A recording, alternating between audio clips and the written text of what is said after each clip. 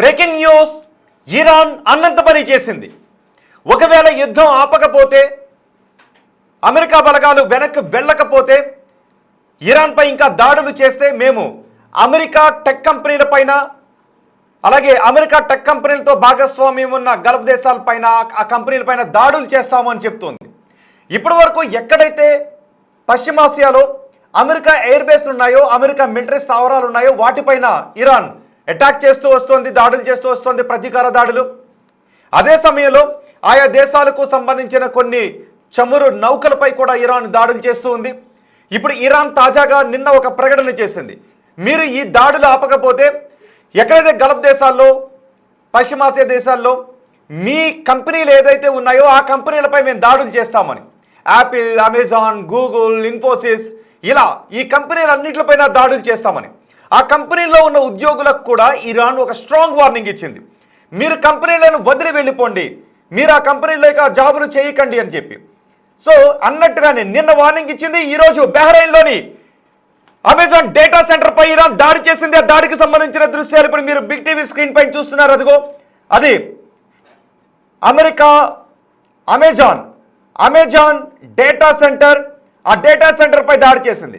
ఇప్పుడు data సెంటర్లపై Iran దాడులు చేయడానికి కారణం ఏంటో తెలుసా? ఇరాన్ ఏమనుకుంటోంది అంటే, ఈ డేటా సెంటర్లో ఉన్నటువంటి డేటాను యూజ్ చేసుకుని, ఏఐ టెక్నాలజీని, శాటిలైట్ ట్రాకింగ్ను యూజ్ చేసి ఇరాన్కి సంబంధించిన టాప్ లీడర్స్ని హతం చేశాయి. ఇరాన్కి సంబంధించిన టాప్ లీడర్ల ఆచూకీని కనుగొనడానికి ఈ డేటా సంస్థలు చాలా సహాయం చేశాయి. కాబట్టి వీటిపై కూడా ప్రతీకారం తీర్చుకుంటామని చెప్తోంది. అమెరికా కంపెనీలతో మాత్రమే కాదు, అమెరికా కంపెనీలతో భాగస్వామ్యం ఉన్న అమెరికా కంపెనీలు నేరుగా ఈ దేశాల్లో కార్యకలాపాలు నిలుపుతున్నట్లయితే ఆ ఆఫీసులపై మాత్రమే కాదు, ఈ దేశాలు అమెరికా కంపెనీలతో పార్ట్నర్షిప్లో ఉన్న కంపెనీలపై కూడా దాడులు చేస్తామని చెప్తోంది. దీంతో ఇప్పుడు భయం వ్యక్తమవుతుంది. అదిగో చూడండి ఒకసారి. అన్నట్టుగానే ఇరాన్ 24 గంటల వ్యవధిలోనే అమెజాన్ డేటా సెంటర్పై దాడులు చేసింది. దీంతో కొన్ని సేవలు నిలిచిపోయాయి. ఒకసారి ఆ దాడికి సంబంధించిన దృశ్యాలు చూద్దాం.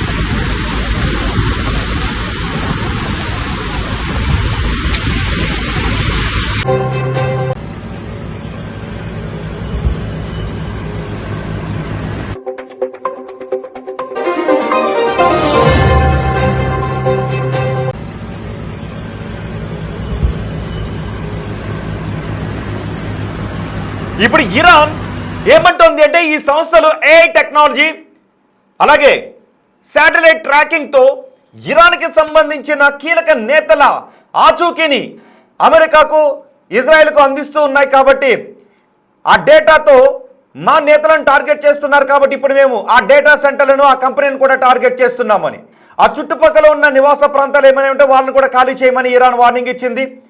ఇరాన్ ఇప్పుడు అన్నంత పని చేసింది.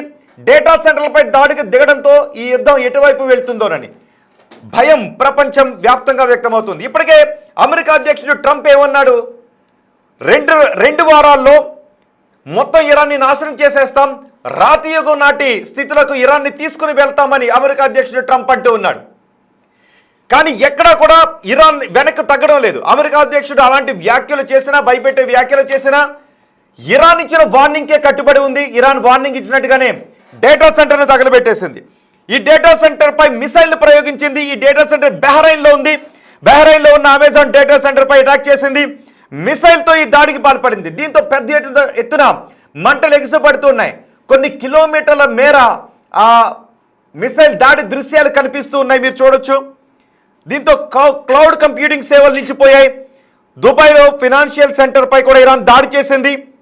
దీంతో అక్కడ సిటీ బ్యాంక్ ఆఫీసును మూసేసింది. సిటీ బ్యాంక్ కూడా అక్కడ కార్యాలయాన్ని క్లోజ్ చేయాల్సిన పరిస్థితి ఏర్పడింది. అమెరికా టెక్ కంపెనీలను టార్గెట్ చేస్తామని ఇరాన్ ప్రకటించింది. అందులో భాగంగానే దాడులు చేసింది. ఏఐ శాటిలైట్ ట్రాకింగ్తో సాయం చేస్తున్నాయని ఆగ్రహాన్ని వ్యక్తం చేస్తోంది.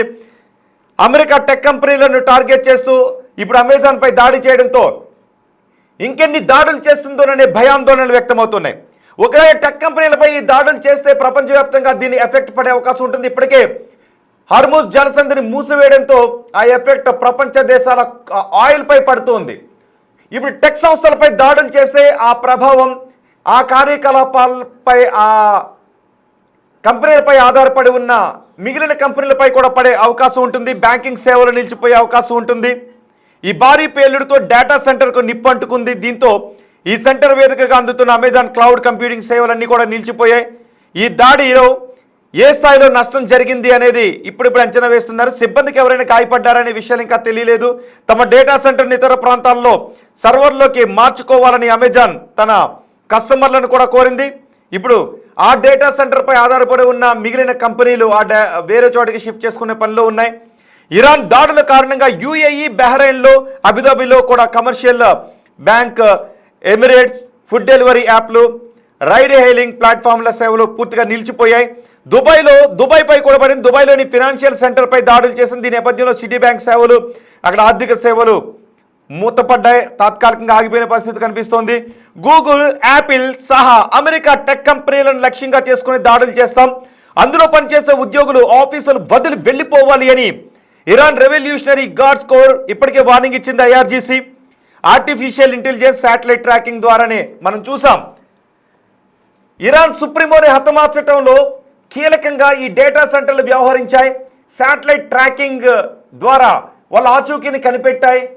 అందుకే తమ కీలక నేతలను హతమార్చగలిగాయని ఇరాన్ భావిస్తుంది. ఈ నేపథ్యంలోనే డేటా సెంటర్లపై దాడిని ప్రారంభించింది. మరి అమెరికా అధ్యక్షుడు యుద్ధాన్ని ఆపకపోతే, హార్మూజ్ని తెరవకపోతే ఇరాన్ని రాతియుగం నాటికి తీసుకువెళ్తామని ఇరాన్ అంటూ ఉంటే, ఈ టెక్ కంపెనీలపై దాడి చేయడం ద్వారా ఇరాన్ ఎటువంటి సంకేతం ఇచ్చింది అంటే అమెరికా బెదిరింపులను ఇరాన్ ఏమాత్రం తీసుకోవడం లేదు. అదే విషయం అర్థమవుతుంది. క్షిపణులను ప్రయోగించి అమెరికాకు సంబంధించిన టెక్ కంపెనీలపై దాడులు చేస్తూ ఉంటే సో ఇరాన్ దేనికైనా తెగించింది అనే సంకేతాలను ఇస్తూ ఉంది. మరి టెక్ కంపెనీలపై దాడులు చేస్తే దాని ప్రభావం ఏ విధంగా ఉంటుంది? ఇప్పుడు ఆ కంపెనీలు ఏ నిర్ణయాన్ని తీసుకోబోతున్నాయి? నిజంగా ఎంప్లాయీస్ అందరూ ఆ కంపెనీలకు ఇప్పుడు రావడం మానేస్తారా? ఒకవేళ ఆ డేటా సెంటర్లపై దాడులు జరిగినా దాని నష్టం భారీగానే ఉంటుంది. ఒకవేళ ఉద్యోగులు ఎవరు కూడా కంపెనీలకు రాకపోయినా ఆ నష్టం భారీగానే ఉండే అవకాశం ఉంటుంది. ఆ డేటా సెంటర్లపై ఆధారపడ్డ కంపెనీలన్నీ తమ కార్యకలాపాలను వేరే కంపెనీలకు షిఫ్ట్ చేసుకోవడానికి చాలా సమయం పట్టే అవకాశం ఉంటుంది. కాబట్టి ఇది దాన్ని మరింత ముందుకు తీసుకువెళ్ళే అవకాశం ఉంటుందనే అనుమానాలు వ్యక్తమవుతున్నాయి. సో డేటా సెంటర్లపై దాడికి సంబంధించిన సమాచారం అందించడానికి మా అసిస్టెంట్ ఎడిటర్ రామ్దాస్ మనకి అందుబాటులో ఉన్నారు. రామ్దాస్తో మాట్లాడదాం. రామ్దాస్, ఇరాన్ అన్నంత పని చేసింది, డేటా సెంటర్లపై దాడి చేస్తామని నిన్న ప్రకటించింది. 24 గంటల గడవకు ముందే అమెజాన్ డేటా సెంటర్పై దాడి చేసింది. సో ఇప్పుడు ఈ యుద్ధం ఎటువంటి పరిణామాలకు దారితీసే అవకాశం ఉంది? అమెరికా అధ్యక్షుడు ట్రంప్ అంటూ ఉన్నాడు ఇరాన్ని 2 వారాల్లో రాతియుగం నాటి స్థాయికి తీసుకువెళ్తామని. కానీ ఇప్పుడు టెక్ కంపెనీలను ఇరాన్ లక్ష్యంగా చేసుకుని దాడులు చేస్తుంది. సో పరిణామాలు ఎటువైపు వెళ్లే అవకాశాలు కనిపిస్తూ ఉన్నాయి? ఒక రకంగా సైబర్ వార్ కు దారితీసే అవకాశం ఉంది. ఎందుకంటే ఇప్పటికే ఏఐ ఆధారిత క్లౌడ్ కంప్యూటింగ్ తో అమెరికా ఈ దాడులు చేస్తుందంటూ ఇరాన్ భావిస్తోంది. ప్రధానంగా గల్ఫ్ బేస్డ్ కంపెనీస్ ఏవైతే ఉన్నాయో యుఎస్ కంపెనీస్ అన్ని కూడా రియల్ టైమ్ సిస్టమ్ ని అక్కడ అంటే జిపిఎస్ ఆధారిత సిస్టమ్ ని అక్కడ అమెరికాకు అందిస్తున్నాయంటూ అవి భావిస్తున్న నేపథ్యంలో వాటిపై దాడులకు దిగుతామంటూ మొన్న హెచ్చరించింది.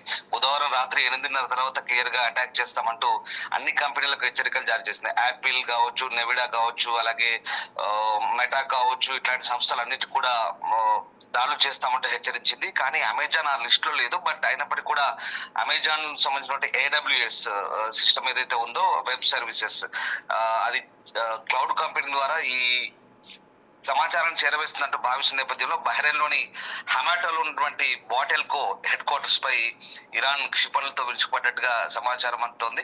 అమెజాన్ వెబ్ సర్వీసెస్ కు ఆతిథ్యం ఇస్తున్నటువంటి సంస్థ అతిపెద్ద టెలికమ్యూనికేషన్ కంపెనీగా గల్ఫ్ లో పేరు పొందింది. సో అమెరికన్ కంపెనీస్ పై దాడి చేస్తామంటూ ఇరాన్ ప్రకటించిన తర్వాత ఈ దాడి జరగడం అమెజాన్ ని మొదటి లక్ష్యంగా చేసుకున్నట్లుగా మనకు అర్థమవుతుంది. అంటే మిడిల్ ఈస్ట్ లో కొనసాగుతున్న యుద్ధం కారణంగా ఇప్పుడు వారం క్రితం బహ్రెయిన్, యుఏఈ లోని అమెజాన్ వెబ్ సర్వీస్లకు అంతరాయం కలుగుతుంది. గతంలోనే యుఐ లో ఎమిరేట్స్ లో ఉన్నటువంటి అమెజాన్ డేటా సెంటర్ పై కూడా అటాక్ చేసిన సంగతి తెలిసింది. అప్పుడు బుర్జ్ ఖలీఫా హోటల్ పక్కన ఉన్నటువంటి బుర్జ్ అరబ్ హోటల్ సమీపంలో ఈ అటాక్ కూడా జరిగింది. బట్ ఇది రెండోసారి అమెజాన్ సర్వీసెస్ కి ఇంటరప్ట్ అవడం.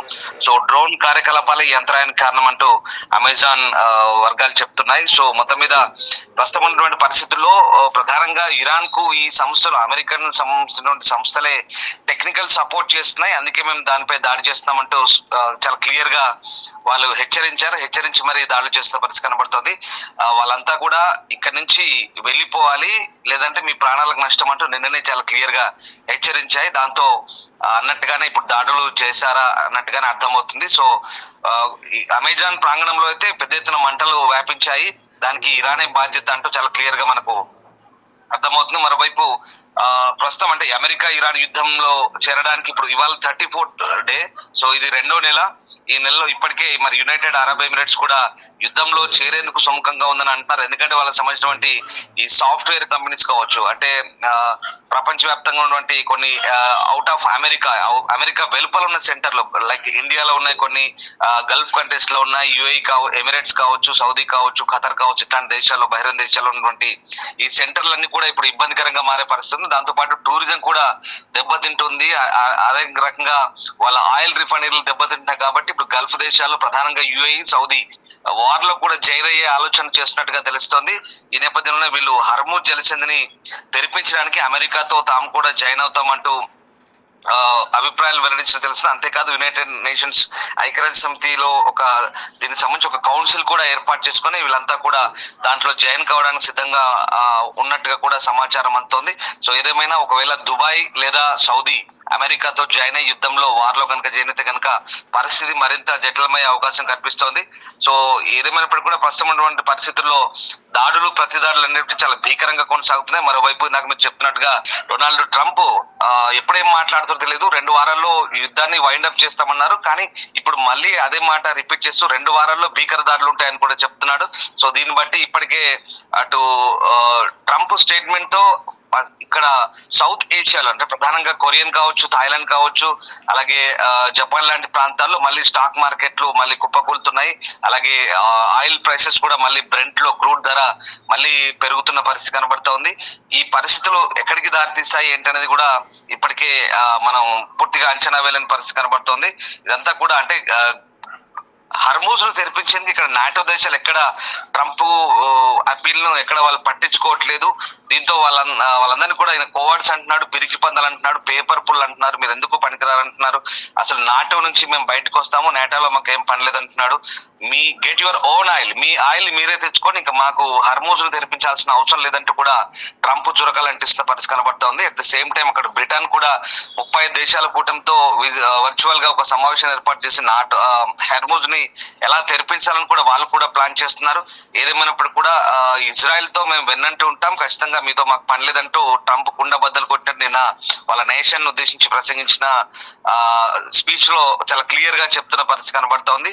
ఈ పశ్చిమాసియా యుద్ధం అనేది దాదాపుగా ఇంకొక నెల పాటు సాగే అవకాశాలు అయితే చాలా క్లియర్ గా కనిపిస్తున్నాయి. ఇప్పుడు ఇటు టెక్ కంపెనీస్ ని టార్గెట్ చేయడము, అటు ఆయిల్ రిఫైనరీస్ ని దాడి చేయడము, మరోవైపు అన్ని గల్ఫ్ దేశాలపై ఏకదాటిగా ఎవ్రీడే అటాక్స్ కొనసాగుతూనే ఉన్నాయి. గల్ఫ్ కోఆపరేషన్ కౌన్సిల్ GCC దేశాలు కూడా చాలా తీవ్రంగా పరిగణిస్తున్నాయి. ఏదేమైనప్పుడు కూడా ఇప్పుడున్నటువంటి పరిస్థితుల్లో మాటల యుద్ధం ఒకవైపు కొనసాగుతుంటే పెద్దాడులు మరోవైపు కొనసాగుతున్నాయి. ఇటు చర్చలు అంటున్నప్పుడు కూడా చర్చల సంగతి ఇంకా ఏమీ తేలట్లేదు. ఎందుకంటే అక్కడ పాకిస్తాన్ కానీ, తుర్కియా కానీ, ఈజిప్ట్ కానీ వీళ్ళు చేస్తున్న ప్రయత్నాల్లో పూర్తిగా దౌత్యపరమైనటువంటి సంబంధాలు అంత గట్టిగా లేవని అర్థమవుతుంది. సో పాకిస్తాన్ చేస్తున్న ప్రయత్నాలు కూడా ఇక్కడ డొల్లా అని మనకు తేలిపోతున్నాయి. సో దీన్ని బట్టి అటు ఇరాన్ కూడా ఓవైపు చర్చలకు ఇరాన్ ప్రెసిడెంట్ పెజెష్కియాన్ సానుకూలంగా స్పందిస్తున్నారంటూ వస్తున్న వార్తలు మనకు వింటున్నాం. కానీ ఇరాన్ లో కూడా అంతర్యుద్ధం ఉంది. ఇరాన్ లో పెజెష్కియాన్ చెప్తున్న మాటలకు IRGC ఎక్కడా విలువనివ్వట్లేదు. IRGC కమాండర్లు పెజెష్కియాన్ ను వ్యతిరేకిస్తున్నారనే వాదనలు కూడా ఇప్పుడు మనకు బయటపడుతున్నాయి. ఏదేమైనప్పుడు కూడా ఇంకా కొద్ది రోజుల పాటు దాడులు కొనసాగే అవకాశం మనకు చాలా క్లియర్ గా కనిపిస్తుంది. Right, thank you Ramdas.